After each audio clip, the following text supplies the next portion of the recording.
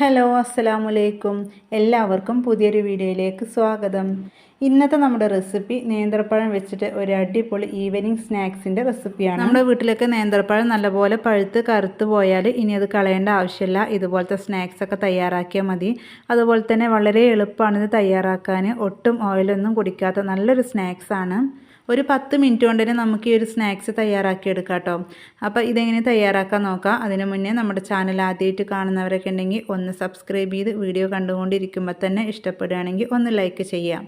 ഞാനിവിടെ 2 നേന്ത്രപ്പഴമാണ് എടുത്തിട്ടുള്ളത്. അത്യാവശ്യം നല്ല രീതിയിൽ തന്നെ പഴുത്തിട്ടുണ്ട്. അപ്പോൾ ഇതേപോലെ പഴുത്തത് വേണം കേട്ടോ ഈ ഒരു സ്നാക്സ് ഉണ്ടാക്കാൻ എടുക്കേണ്ടത്.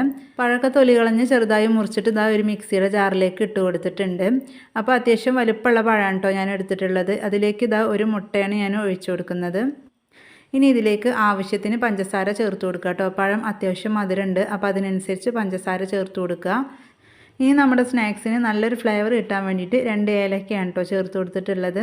ഇത് നല്ലൊരു മധുരമുള്ളൊരു പലഹാരം ആയതുകൊണ്ട് തന്നെ നമുക്കിതിലേക്ക് ഒരു പിഞ്ച് ഉപ്പും കൂടെ ചേർത്ത് കൊടുക്കാം കേട്ടോ. വേറെ ഇതിലേക്കൊന്നും ചേർക്കേണ്ട ആവശ്യമില്ല. നല്ലപോലെ ഒന്ന് അടിച്ചെടുത്തിട്ട് വരാം. ആ മുട്ടയുടെ ആ ഒരു വെള്ളത്തിൽ തന്നെ ഇത് നല്ലപോലെ ഒന്ന് അടിച്ചെടുക്കാൻ പറ്റും. അപ്പോൾ അതാ നമ്മുടെ പഴം നല്ലപോലെ ഒന്ന് അടിച്ചെടുത്ത് വന്നിട്ടുണ്ട്. നല്ല പേസ്റ്റ് രൂപത്തിൽ തന്നെ കേട്ടോ അടിച്ചെടുത്തിട്ടുള്ളത്. ആ ഒരു മുട്ടയിൽ വെച്ചിട്ട് തന്നെയാണ് നമ്മൾ അടിച്ചെടുത്തിട്ടുള്ളത്. ഇനി ഇതാ ഒരു ബൗളിലേക്ക് ഒഴിച്ചു കൊടുക്കാം. ഇനി ഇതിലേക്ക് ഒരു 1/4 കപ്പോളം മൈദപ്പൊടിയാണ് കേട്ടോ ഞാൻ ചേർത്ത് കൊടുക്കുന്നത്. അപ്പോൾ മൈദപ്പൊടി വേണ്ടാന്നുണ്ടെങ്കിൽ നിങ്ങൾക്ക് ഗോതമ്പ് പൊടിയാണെങ്കിലും ചേർത്ത് കൊടുക്കുക. നല്ല സോഫ്റ്റായിട്ട് നല്ല ടേസ്റ്റി ആയിട്ട് കിട്ടുന്നത് നമ്മൾ മൈദപ്പൊടി ചേർക്കുമ്പോഴാണ് കേട്ടോ. അപ്പോൾ ആദ്യം കുറച്ചിട്ട് കൊടുക്കുക. എന്നിട്ട് ഈ ഒരു മിക്സിൽ നല്ലപോലെ ഒന്ന് കുഴച്ചെടുക്കുക.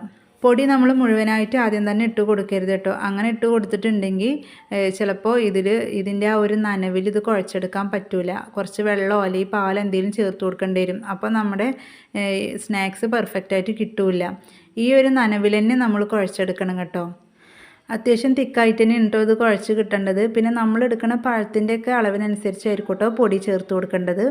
അപ്പോൾ അത് നല്ലപോലെ കുഴച്ചെടുത്തിട്ടുണ്ട്. ഇതേ രീതിയിലാണ് കേട്ടോ നമുക്ക് കിട്ടേണ്ടത്. കണ്ടോ, കയ്യിലെടുത്തിട്ട് ഇങ്ങനെ നമ്മൾ ഇടുമ്പോൾ മുറിഞ്ഞ് വീഴണം. ആ രീതിയിലാണ് നമുക്ക് കിട്ടേണ്ടത്. ഇതിൽ നമ്മൾ മുട്ട ചേർത്തുകൊണ്ട് തന്നെ പിന്നെ ബേക്കിംഗ് സോഡ ഒന്നും ചേർക്കേണ്ട ആവശ്യമില്ല കേട്ടോ. അല്ലാതെ തന്നെ നല്ല ഫ്ലഫി ആയിട്ട് നല്ല സോഫ്റ്റായിട്ട് കിട്ടും. റെസ്റ്റ് ചെയ്യാൻ വെക്കേണ്ട ആവശ്യമില്ല. ഇനി ഇതുപോലെ ഇതാ ഒരു പാത്രം സ്റ്റൗവിൽ വെച്ചിട്ട് നല്ലപോലെ ചൂടാക്കിയതിന് ശേഷം അതിലേക്ക് ഓയിൽ ഒഴിച്ചു കൊടുക്കുക. ഹൈ ഫ്ലെയിമിൽ തന്നെ ഇട്ടിട്ട് നല്ലപോലെ ചൂടാക്കി എടുക്കുക കേട്ടോ. എന്നിട്ട് മീഡിയം ടു ലോ ഫ്ലെയിമിൽ ഇട്ടിട്ട് നമുക്കിത് ഉണ്ടാക്കിയെടുക്കാം.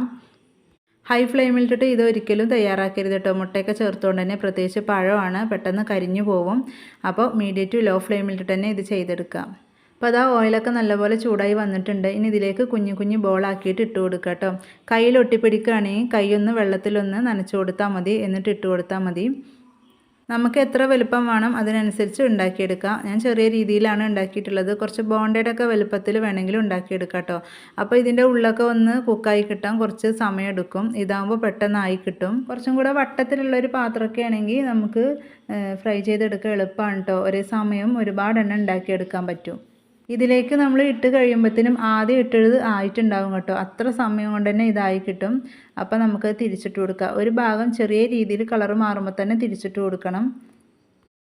അപ്പോൾ അതാ ഒരു സൈഡ് ആയിട്ടുണ്ട്, നമുക്ക് തിരിച്ചിട്ട് കൊടുക്കാം. നല്ല പൊങ്ങി വന്നിട്ടുണ്ട് കേട്ടോ മുട്ട ചേർത്ത് കൊടുത്തോണ്ട് തന്നെ. ഇനി ആ ഒരു സൈഡും ഇതുപോലെ ഒന്ന് ആക്കിയെടുക്കാം കേട്ടോ. നമുക്ക് ഇടയ്ക്കിടയ്ക്ക് ഇതുപോലെ ഇങ്ങനെ ഇളക്കി കൊടുക്കാം. അപ്പോൾ എല്ലാ വശം ഒരുപോലെ ആയി കിട്ടും. നല്ല ഗോൾഡൻ ബ്രൗൺ കളർ ആകുമ്പോൾ നമുക്കിത് കോരി മാറ്റാം. ഏകദേശം ഇവിടെ ആയിട്ടുണ്ട് കേട്ടോ. അപ്പോൾ നമ്മൾ ഇട്ട് കൊടുത്തിട്ട് 2 മിനിറ്റ് ആയിട്ടുള്ളൂ. അപ്പോഴേക്കും നമ്മൾ ആദ്യം ഇട്ട് കൊടുത്തത് ഇവിടെ കുക്കായി വന്നിട്ടുണ്ട്. ഇനി നമുക്കിത് ഓയിലിൽ നിന്ന് കോരി മാറ്റാം. കാണുമ്പോൾ തന്നെ കണ്ടോ നല്ല ഭംഗിയാണ്, നല്ല ഗോൾഡൻ ബ്രൗൺ കളർ ആയിട്ടുണ്ട്. പിന്നെ അതുപോലെ തന്നെ കഴിക്കാൻ നല്ല ടേസ്റ്റാണ് കേട്ടോ. അപ്പോൾ അടുത്തത് നമുക്ക് ഇതുപോലെ ഉണ്ടാക്കിയെടുക്കാം കേട്ടോ. ഓയിൽ നല്ലപോലെ ചൂടായിട്ടുണ്ടെങ്കിൽ ലോ ഫ്ലെയിമിലേക്ക് ഇട്ട് കൊടുക്കുക. അതുപോലെ ചൂടായിട്ടുണ്ടെങ്കിൽ നമ്മൾ ഇട്ട് കൊടുക്കുന്നതോട് തന്നെ ഇതിൻ്റെ സൈഡൊക്കെ അങ്ങോട്ട് കളർ മാറും. ഉൾവശമാണെങ്കിൽ കുക്കായി കിട്ടില്ല. 2 പഴം 1/4 കപ്പ് മൈദപ്പൊടിയും കൂടിയാണ് ഞാൻ എടുത്തിട്ടുണ്ടായിരുന്നത്. അപ്പോൾ അത് വെച്ചിട്ട് ഉണ്ടാക്കുമ്പോൾ തന്നെ അത്യാവശ്യം സ്നാക്സ് ഉണ്ടാവും. ഒഴിച്ച് കൊടുത്തിട്ടുള്ള ഓയിൽ അതേ രീതിയിലുണ്ട് കേട്ടോ. ഒട്ടും ഓയിൽ കുടിച്ചിട്ടില്ല. ബാക്കിയുള്ളത് നമുക്ക് ഇതുപോലെ തന്നെ ഉണ്ടാക്കിയെടുക്കാം. നമ്മുടെ സ്നാക്സൊക്കെ ഇവിടെ റെഡി ആയിട്ടുണ്ട്. വളരെ കുറഞ്ഞ സമയം കൊണ്ട് എളുപ്പത്തിൽ നേന്ത്രപ്പഴം വെച്ചിട്ട് ചെയ്തെടുക്കാൻ പറ്റുന്ന ഒരു അടിപൊളി സ്നാക്സാണ്. വശം ചെറിയ രീതിയിലൊരു ക്രിസ്പി, ഉൾവശം നല്ല സോഫ്റ്റാണ് കേട്ടോ. പിന്നെ അതുപോലെ തന്നെ നമ്മളിത് എത്ര നേരം എടുത്ത് വെച്ചാലും ഇതേ രീതിയിൽ തന്നെ ഉണ്ടാവും കേട്ടോ. ഹാർഡായി പോകുന്നില്ല. നല്ല ടേസ്റ്റി ആയിട്ടുള്ള ഒരു സ്നാക്സാണ്. തീർച്ചയായും ട്രൈ ചെയ്ത് നോക്കുക. അപ്പോൾ ഇത്രയുള്ള വീഡിയോ ഇഷ്ടപ്പെട്ടാൽ ഒന്ന് ലൈക്ക് ചെയ്യുക, ഉപകാരപ്പെട്ടാൽ ഷെയർ ചെയ്യുക, നിങ്ങളുടെ അഭിപ്രായങ്ങൾ അറിയിക്കുക.